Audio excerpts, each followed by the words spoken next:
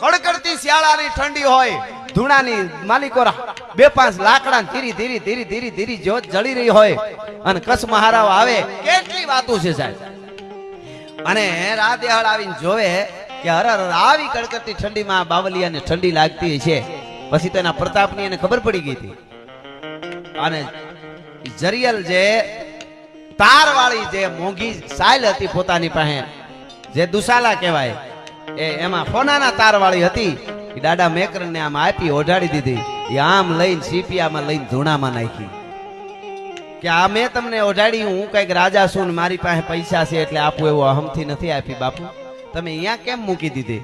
કે ટાઈટ લાગશે ત્યારે ઓટીશ, પણ અત્યારે તમારે જરૂર ન હોય તો ક્યાં મૂકો વસ્તુ? તો કે કબાટમાં.